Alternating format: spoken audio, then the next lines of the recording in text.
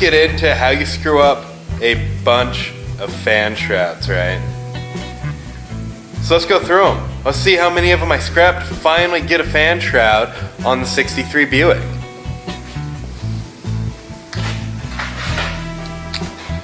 So this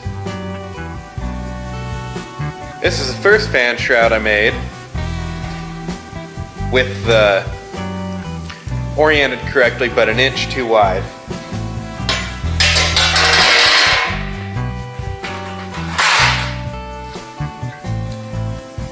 Here's the second fan shroud I made.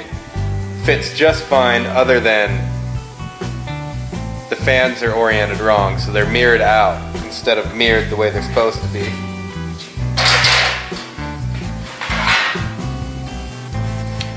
Third attempt. Pull out the sidewall here.